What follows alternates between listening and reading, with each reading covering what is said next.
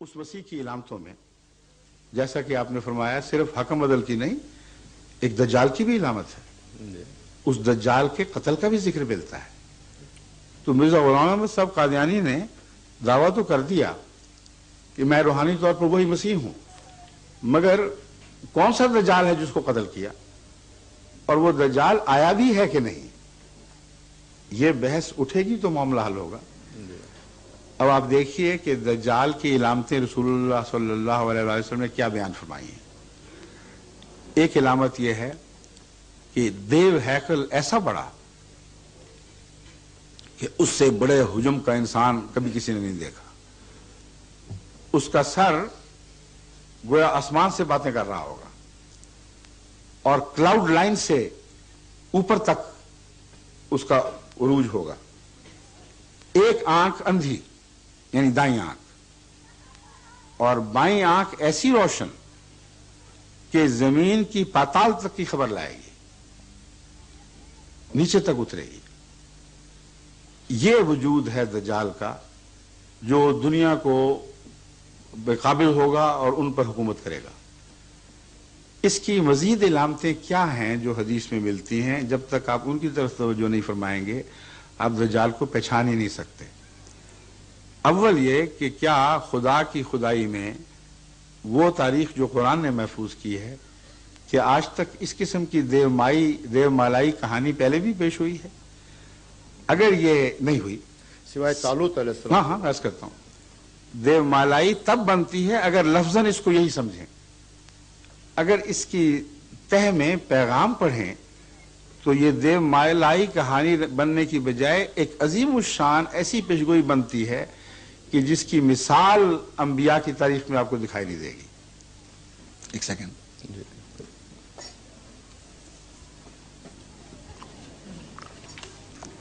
آپ نے فرمایا وہ قابض جو ہوگا دنیا پر، تو کس طرح قابض ہوگا؟ فرمایا اس کا ایک گدھا ہوگا، اور وہ گدھا بھی عظیم الخلقت ہوگا. اتنا بڑا ہوگا کہ گویا اس کے دو کانوں کے درمیان 70 باہ کا یعنی تقریباً 105 فٹ کا فاصلہ ہے. اور اس کی علامتیں بڑی عجیب بیان فرمائیں. فرمایا وہ آگ پر چلے گا، پٹھے نہیں کھائے گا، دانا دن کا اس کی غذا نہیں ہوگی، وہ آگ کھا کر چلے گا. اور وہ گدھا خشکی پر چلے گا یا سمندر میں چلے گا یا ہوا پر؟ اس کا جواب اس طرح ملتا ہے. آپ فرماتے ہیں کہ اول وہ اتنا تیز رفتار ہوگا کہ مہینوں کا سفر گھنٹوں میں طے کرے گا. نمبر 2، اس میں سواریاں بیٹھیں گی اور چلنے سے پہلے اعلان کیا کرے گا کہ میں چلنے لگا ہوں، آ جاؤ جس نے بیٹھنا ہے. اور وہ خشکی پر بھی چلے گا. یہ بڑی کھلی اس کی وضاحت فرمانے کے بعد فرماتے ہیں کہ اس کی چھلانگ اتنی بڑی ہوگی کہ ایک پاؤں مشرق میں تو دوسرا مغرب میں ہوگا. یعنی ایک جگہ سے وہ ٹیک آف کرتا ہے اور دوسری جگہ جا کے لینڈ کرتا ہے، اور اس کا سفر فضا میں کلاؤڈ لائن سے اوپر ہوگا. اور فرمایا وہ جو پیٹ، جس کے پیٹ میں آگ جل رہی ہوگی، اس کے اندر داخل ہونے کے لیے کھڑکیاں ہوں گی اور اندر روشنیاں جلی ہوں گی اور آرام سے بیٹھنے کے سامان موجود ہوں گے.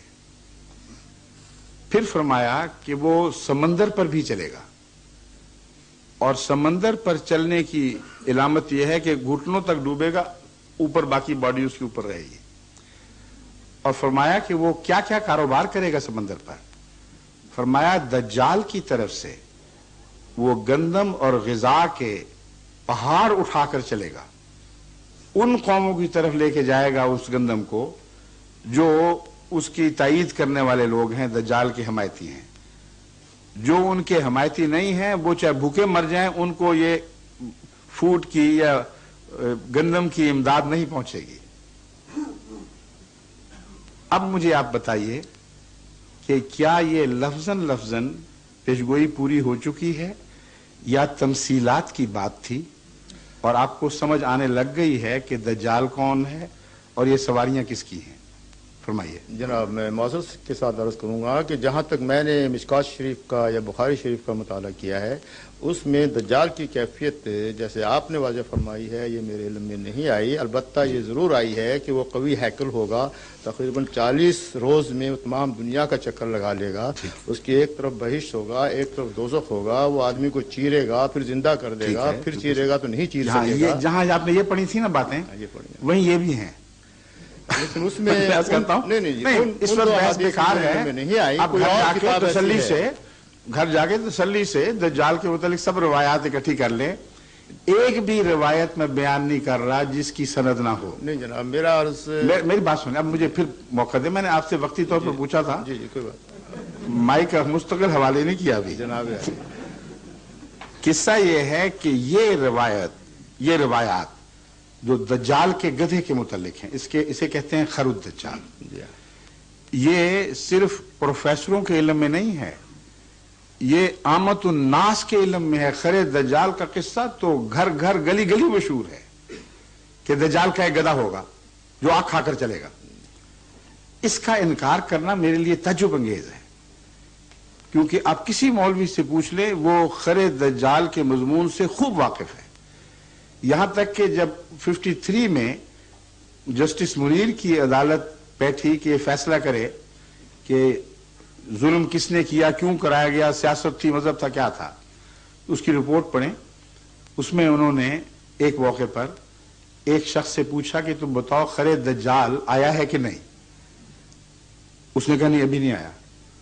اس نے کہا دیکھو اپنے ساتھیوں پر غور کر کے دیکھ لو، ان میں تو نہیں کہیں، اور اس پر خوب قہقہ پڑا اور یہ ریکارڈ ہوئی ہے بات۔ تو خر دجال تو گلی گلی کا قصہ ہے۔ آپ تو پروفیسر ہیں، آپ کو علم ہونا چاہیے تھا۔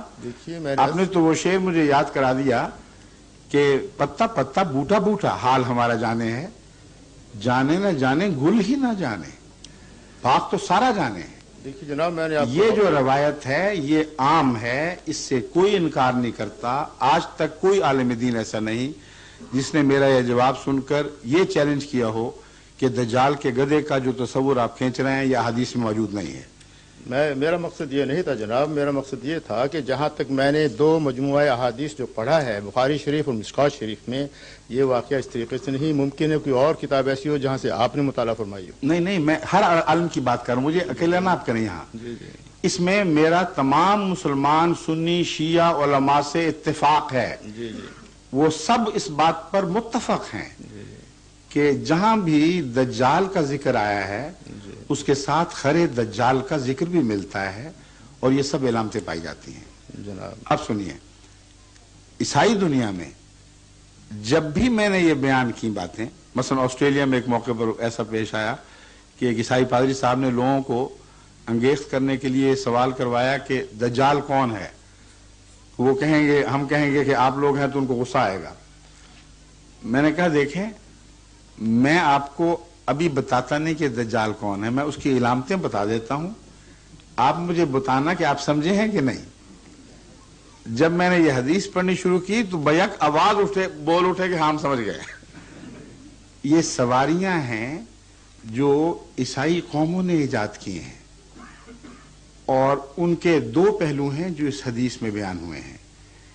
ایک مذہبی پہلو یعنی دائیں آنکھ، اس سے وہ نہیں دیکھ رہے، خدا کا بیٹا بنا رہے ہیں، اور سوچتے بھی نہیں۔ سائنسیں انہوں نے اتنی غور سے پڑھی، پاتال تک نظر ڈالی کہ انسان اور بندے کا تخلیقی جوڑ تو ہو سکتا ہے، ابوت کا جوڑ نہیں ہو سکتا، اس لیے ایک آنکھ اندھی ہے بالکل، ایک آنکھ روشن ہے، یعنی دنیا کی علم کی آنکھ، جستجو کی آنکھ، حیرت انگیز کرنا میں۔ اور یہ جو دجال کا گدھا بننا خود ان عظیم کارناموں میں سے ایک ہے۔ فوڈ ایڈ جو دی جاتی ہے اس کا کوئی تصور بھی اس زمانے میں موجود نہیں تھا، لیکن رسول اللہ علیہ وسلم اس گدھے کو ماؤنٹین آف فوڈ لیے ہوئے پھرتا دیکھ رہے ہیں کہ وہ غریب قوموں کی طرف جا رہا ہے، مگر غربت کی وجہ سے نہیں، دجال کی حمایت کی وجہ سے۔ سرجری کی جو باتیں آج ہمارے سامنے آ رہی ہیں وہ حیرت انگیز ہیں کہ بدن کا ایسا کٹ جانا کہ وہ 2 نیم ہو جائے، اور اگر فوری طور پر اس کو جوڑ دیا جائے تو رگے ملا کر انہوں نے پھر اس کو زندہ کر دیا۔ تو یہ ساری آن حضرت صلی اللہ علیہ وسلم کی عظیم شان پیشگوئیاں ہیں لیکن ظاہر پر محمول کرنے سے یہ مسئلے حل نہیں ہوتے. اس کی کنہ کو سمجھیں تو صداقت رسول اللہ صلی اللہ علیہ وسلم کی تائید میں یہی دجال کی پیشگوئی ایک عظیم پیشگوئی بن جاتی ہے. بس اس دجال سے ٹکر مسیح موعود نے لینی.